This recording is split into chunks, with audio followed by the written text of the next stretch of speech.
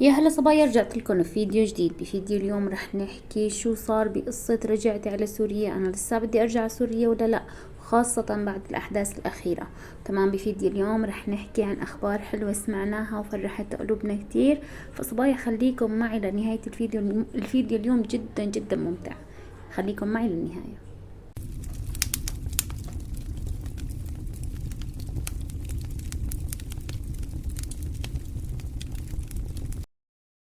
يا هلا فيكم صبايا من جديد. اول شي بدي اجاوبكم على السؤال اللي عم يجيني بالتعليقات، انه هل انا لسه بدي انزل على سوريا؟ شو صار برجعتي على سوريا رغم الاخبار اللي عم نسمعها والشي اللي عم نسمعه، وخصوصي اني انا نازلة على الشمال السوري، على الريف الشمالي يعني. فلسه انا حاطة بعقلي فكرة الرجعة او شو اللي عم بيصير معي. شوفوا صبايا، هلا انا مضطرة ارجع، مجبورة ارجع. ليش مجبورة ارجع؟ لانه انا حكيت لكم انه اصحاب البيت بدهم بيتهم ونحن ما خرج نطلع على بيت تاني. فيعني صار الاجار عنا هون بتركيا كتير صعب، كتير غالي. يعني هلا نحن هون بكلس، اللي عايشين بكلس بيعرفوا الاستديو، اذا بدنا نستأجر استديو اجاره 9000 ليرة تركي. استديو يعني غرفتين وصالون، والغرفتين بيكونوا علب كرتون كتير صغار. فاذا بدنا نطلع يعني لبناية ونستأجر بيت 3 غرف ويكون بيت بينسكن تقدر عيلة تسكن فيه، فبدنا 15,000 او 12,000 او 13,000 اجار البيت. هي اجار البيت، ما عدا اذا بدنا ننتقل من هذا البيت لبيت تاني، فتكلفة النقلة كتيرة. يعني قد اجار البيت، لنقول اجار البيت 10,000، فبدنا 10,000 اجار بيت، 10,000 تأمين، 10,000 دليلة. هيك الروتين او هيك النظام هون. فما خرج، ما عنا هي القدرة نحن اصلا. فكرمال هيك انا صعب اضل هون، صعب اضل بتركيا. ومو بس هيك، يعني حتى حكيت لكم باكثر من فيديو انه هون ما في شغل للناس اللي حابين يشتغلوا بقلب يعني كلس بضمن المنطقة اللي مسمح لهم فيها. فما في. المنطقة اللي أنا عايشة فيها الشغل فيها جدا جدا قليل، ويمكن أغلب الشغل بيكون للشباب، يعني الصغار بالعمر، اللي عمرهم من 18 أو حتى 17 16 لعمر 35 سنة. أما أكبر من هيك فما في شغل. المهم يا صبايا، يعني أنا مجبورة على الرجعة، مو إنه بس أنا ريدة، أنا ريدة أكيد، وكمان مجبورة على الرجعة، لأنه هون مثل ما بيقولون قطعت مياتنا، ما ضللنا اسم ونصيب هون. فنحن حاليا لسه عم ننتظر المستأجرين يلي مستأجروا بيت أهلي، أو المستأجرين يلي استأجروا بيت أهلي، إنه هن يطلعوا. وبإذن الله بس طلعوا نحن راجعين. يعني لسه البيت كله على بعضه مكركب، هي الكركبة على حاطة ايدكم فيكم تقولوا. يعني هال20 يوم بس قاعدين عم ننتظر. كركبة البيت على حالة، بالعكس كل ما لعب تزيد. ما ضل عندي شي ابدا ابيعه، اللي حتى كل الاغراض اللي كنت بدي ابيعها انا تقريبا بيعتها للناس، بس حكينا لهم انه نهار اللي بدنا نطلع تيجوا بتستلموها. فما عندي شي، يعني حاطين وقاعدين عم ننتظر. عم ننتظر اول الشهر ال11 حتى نبدأ نتحرك وننزل. وبالنسبة للأحداث اللي عم بتصير، فوالله ما بعرف. يعني أنا دايما بقول مو بس لإلي ولأولادي، يعني حتى هن بيقولوا لي ماما نحن بدنا نروح، بس هنيك في يعني المنطقة ما آمنة يا أمي، إنه هنيك المنطقة ما آمنة، شلون بدنا نروح؟ فبقول لهم ما في ولا مكان آمن. يعني نحن هون بتركيا تقريبا كل فترة عم بيصير زلزال. من كم يوم صار زلزال إذا سمعتوا فيه. فيعني ما في ولا مكان آمن. وبالنهاية كلياتنا أكيد 100% مليون بالمية إنه الأعمار بيد الله. في كتير ناس اجوا لهون على اساس يحتموا هون وصار معهم حادث، وفي ناس سبحان الله من اول الحرب لحد الان هن ما شاء الله تبارك الرحمن سليمين بالعكس. فالاعمار بيد الله، ونحن مجبورين على الروحة. يعني نحن ما عم نرمي بانفسنا الى التهلكة، لا، نحن مجبورين على الروحة. كرمال ما بعرف كيف بدي احكي لكم اياها، بس صعب شرحها، ما رح تقدروا تفهموا علي. فلازم نروح. يعني رح نروح بإذن الله، رح نرجع. يعني للساعة فكرة الرجعة للساعة موجودة، وعم ننتظر أول الشهر ال11 بإذن الله. فهاي بالنسبة إلي أخبار مفرحة، والحمد لله إنه أنا مسلمة أمري تماما إلى رب العالمين، تماما تماما. دايما بقول يا ربي وكلتك أمري. انت يسره اذا كان في خير. بالنسبة للاستخارة، انا عملت كتير استخارة صبايا، ما عم بشوف ولا شي بالمنام. يعني احيانا حتى بشوف شغلات بحسها ما لها علاقة بالاستخارة، فيمكن بقول انه منام عادي لانه انا صايرة عم بستخير كتير، فما في ما عم بشوف ولا شي بالمنام. فلعله خير، لعله خير ان شاء الله. دائما بقول يا ربي يسره واختر لنا الخير. وانتو ادعوا لي صبايا، والله دعوة غريب لغريب ان شاء الله مستجيبة. كان في دعاء، او ما بعرف، كنت اقول دعوة غريب لغريب لعل رب العباد يستجيب، يمكن هيك كنت عم بقول. المهم يا صبايا، انتو طمنوني عنكن، عن اخباركن. كل الصبايا من كل مكان طمنوني عنكن. الله يوفقكن ويحميكن وين ما كنتوا تكونوا. بالنسبة للأخبار الجديدة اللي سمعتوها، ما بعرف إذا سمعتوها، بس أنا في صبايا كتبوا لي بالتعليقات إنه أم جنان رجعت، ومن كتر يعني ما فرحت فورا دخلت على قناة أم جنان الجديدة طبعا، وشفتها ما شاء الله نزلت فيديو جديد. عن جد بكتني قعدت أبكي مثل الأولاد الصغار. كان لو تشوفوا منظري، مثل ما بيقولوا شر البلية ما يضحك. فعن جد قد فرحت لها برجعتها، كتير كتير كتير فرحت برجعتها، وفرحت لأولادها انه هيك رجعت انجمعت مع أولادها مرة تانية. الله يحميهم يا رب، ما يرجع يبعد بيناتهم، ما يفرق بيناتهم. بس مثل ما هي ذكرت بالفيديو انه كان هذا الشي خير بحقها، لانه صار هلأ صارت تحسن تعمل اوراق رسمية وتقدر تستقر بالجزائر. فبتمنى اني تضل بالجزائر لانه بلد جدا جميل، واللي صار معه خلينا نقول سوء حظ مو اكتر، لانه هي كانت بتحسن تطلع قبل هلا من هو ما سجن، هو مثل نظارة فينا نقول، او مثل يعني هو ما كان سجن ابدا مثل ما هي وضحت. فهو سوء حظ مو اكثر. فبتمنى هي ترجع انه تضل مستقرة بالجزائر مع اختها، وصار في عندها اخوة هونيك واختها الثانية يعني رقية وام معاذ معاها. فبيكون ما بتكون لحالها بغربة، ما بتعتبر يعني غربة بس يعني. وهنيك حسيت انه ان شاء الله اريح لها، فاكيد هي اكيد ادرى بمصلحتها. فبس انا هيك عم بتمنى لها، يعني بتمنى لها الخير والله. ام جنان الله يحميها ويسعدها وين ما كانت، هي وام معاذ ورقية كلياتن الله يحميهم يا رب ويسعدهم يا رب.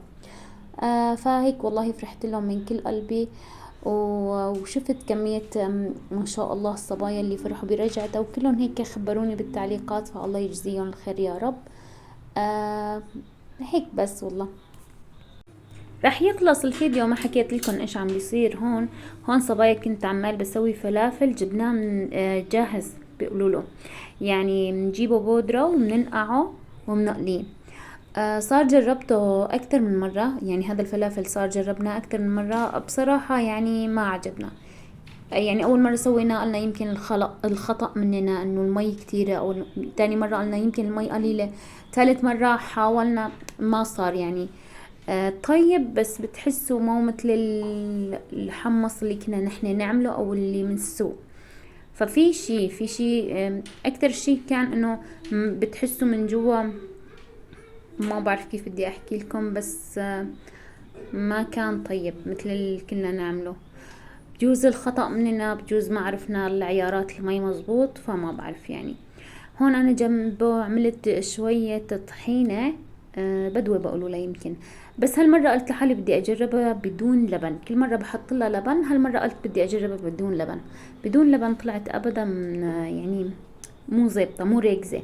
طيبة بس مو ريكزة، تحسوها شلون بدي اقلكن ناقصة شي، وبتحسوها عند اللي بتحطوها على اللفة، فقد ما حطيته بتحسوا ما زبطة قليلة، وما بعرف كيف. مع اللبن بتكون كثافتها اكبر وطيبة اكتر، هيك حسيت.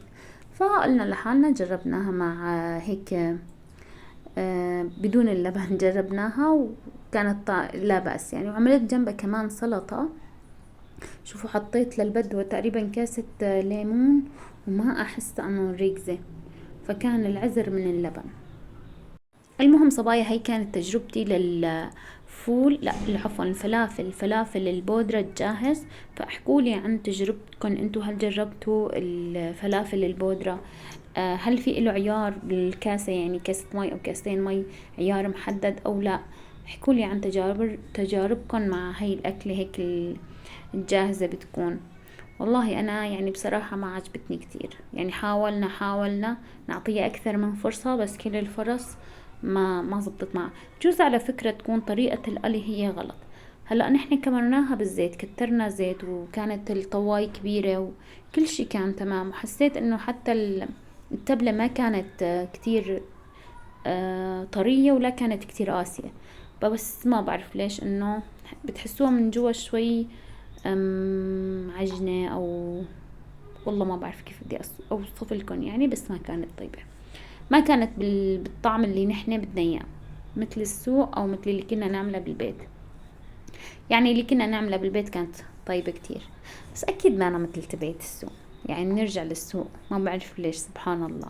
يمكن في بهارات معينة او في شي معين آه بيخلي انه تبعيت السوق مميز، او يمكن حتى الزيت اللي بيكونوا قايلين فيه 15-20 مرة، فهذا هو اللي بيعطي النكهة الصحيحة. بس مع ذلك انا لقيت انه تبعيتي اللي عملتها بالبيت، اللي يعني الحمص اللي كنت انقع واديره على الماكينة، كان اطيب بكتير من البودرة يلي جبناه بكتير. وليش؟ مع ان احنا على الفلافل وبنعمله كتير لانه اسهل الشي صبايا، يعني بصبية وضع مثل وضعي اسهل الشي واسرع الشي. اول شي عملته صبيت كاسة شاي، قلت لحالي بتبرد شوي لبين ما اخلص اللفة، وبعدها قلت لحالي بدي اعمل لألي لفة افرجيكم فيها الفلافلات من جوا. فاول شي كنت بدي الف على هذا الصحن، بس طلعت انه الصحن صغير، يعني ما بيسع، انا بدي اعمله على رغيفين. فغيرت رأيي باللحظة الأخيرة مثل ما بيقولوا، وجبت الصينية أكبر وأريح بالشغل. هي قلت بدي أعمله على رغيفين، بحس الفلافل لازم يكون على رغيفين، بيطلع أطيب هيك، كل شي بيكون كتير. والسلطة أنا ما تبلتها، عفتها بدون تتبيل يعني، حتى ما تشرشر ميات وهيك، يعني ما حطيت لا ملح ولا ملح ليمون ولا إشي. وكانت كتير سخنة الفلافل، حطيت لها السلطة وهالطحينية. بس هالطحينية ما عجبتني أبدا بدون لبن، أبدا ما زبطت معي، يعني لآخر لحظة وأنا عم بقول معلش بتطلع طيبة هلأ على اللفات، معلش هلأ على اللفات بتطلع طيبة. بس في شغلات ما لازم نعطيها ولا فرصة، ما لازم نجربها بطريقة تانية، خلص طريقتها الأصلية هي الصح.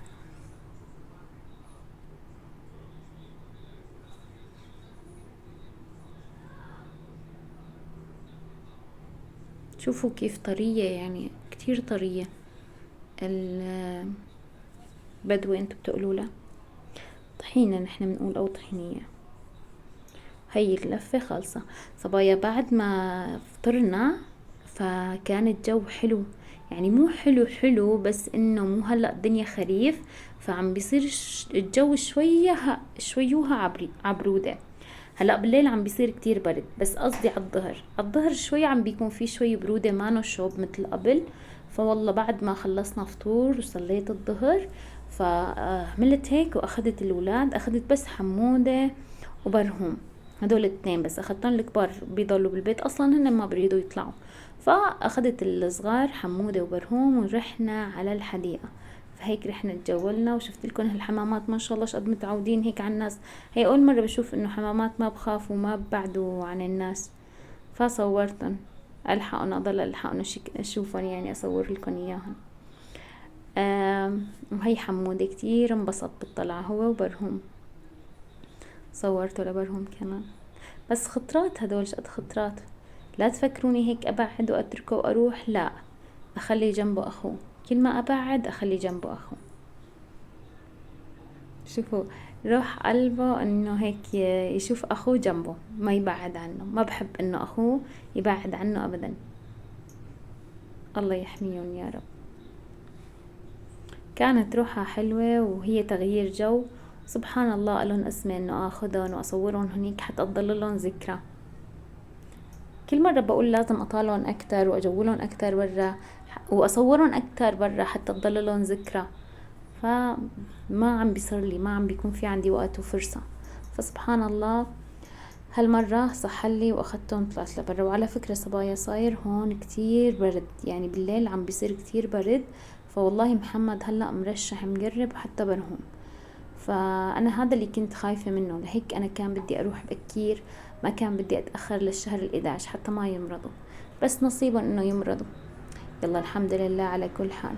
لهون صبايا بيكون خلص الفيديو، بتمنى يكون عجبكم. إذا عجبكم الفيديو صبايا حطوا لي لايك وتعليق حلو، وإن شاء الله برجع بشوفكم في فيديوهات تانية. الله يحميكم وين ما كنتوا، ويحفظكم انتوا وكل اللي بتحبون. بأمان الله، أترككم في أمان الله. سلامات. مودي بيقي ما لي علاقة، مودي بوقعش بديش مودي يوقع، هو بيوقع بجد، هو بديش.